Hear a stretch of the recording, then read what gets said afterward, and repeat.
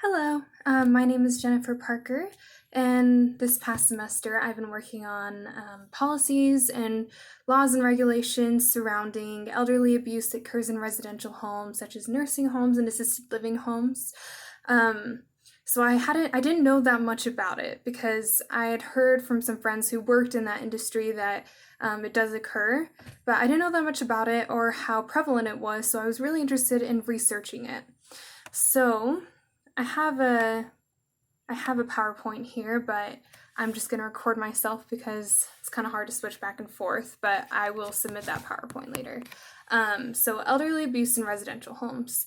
So some statistics surrounding this that show that this is a problem is that there is some evidence that suggests that this may occur, and it may be as widespread in the community as child abuse. So there is some research done surrounding that, and some correlation, and also more than 1 in 4 cases of possible sexual and physical abuse against nursing home patients apparently went unreported to police. Um, that is a major issue because we don't know how widespread it is because it's obvious that a lot of these residents of nursing homes or assisted living homes, they don't feel safe enough to be able to be open about that and report it. So there's a problem with that for sure. The next statistic that I have is that there have been reports of more than 50 staff at a certain facility uploading photographs and videos of residents that humiliated and demeaned residents of nursing homes.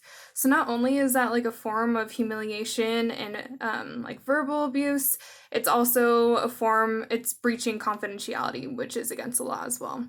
So there's different issues regarding that. Okay, so in favor of my argument, my question is, are there enough regulations and laws enacted to prevent elderly abuse in residential homes? So I researched that, and there are a decent amount of regulations and laws, but my question is, are these laws and regulations effective? And is there enough research done to show if they're effective, which in my research I have shown, or I have there's a lack of research done in that area, which is problematic for sure. And if they're not being effective once we have done that research, then in my belief they should be adjusted, or there should be new laws and regulations enacted. So anyways, one of the laws and regulations that was passed in 1987, this is a major law that was passed, which is really great. Like, I appreciate there's laws and regulations out there. I just don't know if they're as effective as they could be. So in 1987, Congress passed the Nursing Home Reform Act. There were multiple accounts of abuse and neglect occurring, and so it was a very big problem then, and there weren't enough laws and regulations, but they did create this one. The Reform Act says that nursing homes must provide services and activities to attain or maintain the highest practicable physical, mental, and psychosocial well-being of each resident in accordance with a written plan of care. So there's a lot of other laws and regulations that assist that one, or that are added onto that one, but so that is very great that they have that one and other laws and regulations created since that time. So like I was saying earlier, we need to consider if these laws and regulations have effectively reduced elderly abuse and if they are being enforced successfully. So some different statistics showing that this may not be the case is the number of nursing home residents increased between 1973 to 1974, and from 1999 from 961,500 to 1,469,500. And so among these ages 65 and older, and from 413,000 6,000 to 757,000 among these 85 and older. Sorry, that was a little bit messy, but the whole idea of that statistic is that throughout the years, there is a definite increase in nursing home residents. Also, approximately, so, which shows like we really have to be paying attention to what's going on in the nursing homes and residential locations because there's such an increase. We want to make sure that more and more people are being protected. Approximately 90% of certified residential facilities violated at least one regulation and law set in place to prevent elderly abuse.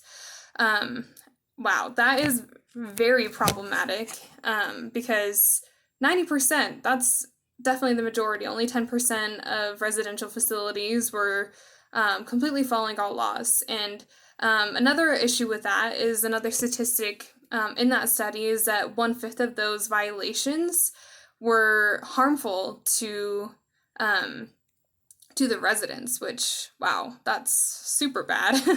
The majority of studies done indicate that the majority of residential facilities for the elderly are considerably understaffed, which again is problematic. A couple more statistics showing that we need to be researching and reevaluating some of these regulations and laws.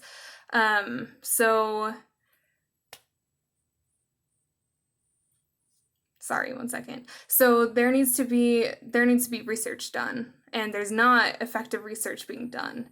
The issue of elderly abuse has not received the kind of attention that they really should be, and the funding as well. So fewer than 15 studies on elder mistreatment have been funded by the National Institute on Aging since 1990, which that's like 30 years ago now, so that's pretty rough. And support from other agencies has been even less substantial. So very problematic there. There needs to be an increase of funding because there's not proper funding right now. There's not proper preventative and remedial interventions in place, and that's from Bonney and Wallace. They say that they are unsystematic, episodic, and poorly evaluated, which is pretty bad. Okay. So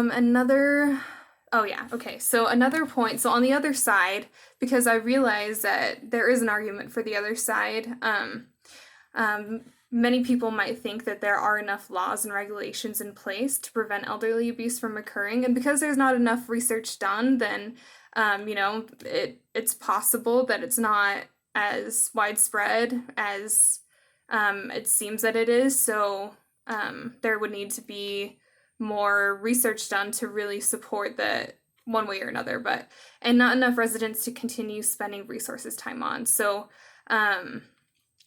one of the statistics that I found is that the majority of elderly Americans do not live in residential facilities. The statistic says that among the 34 million persons over age 65 in 1995, 5% were nursing home residents and 12% lived in the community setting with ADL or IADL limitations.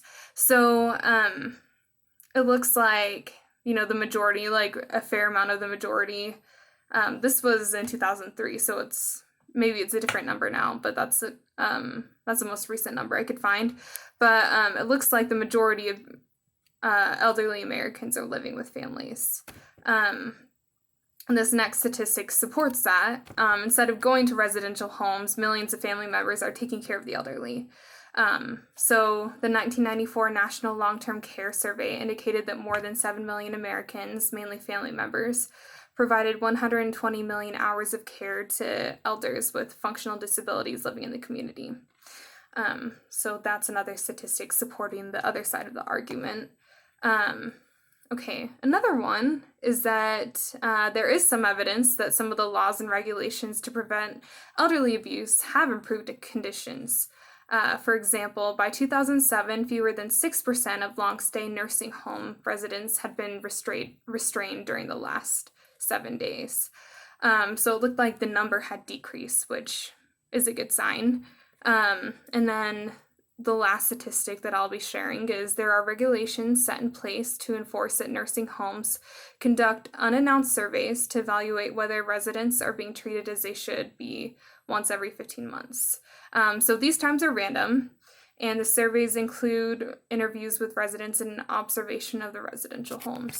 So, there are some evaluations of whether, these nursing homes or residential locations are following the regulations and laws.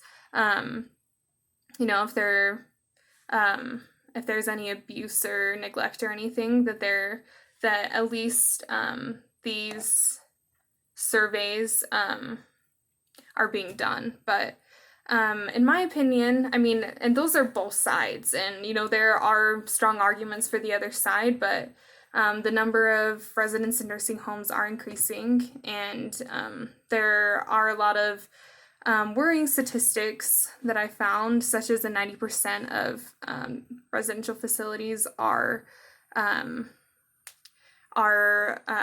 breaking, or they're not following some of the regulations. So that's worrisome, and 1/5 cause harm to the residents. So anyways, those are both sides, and I've really enjoyed researching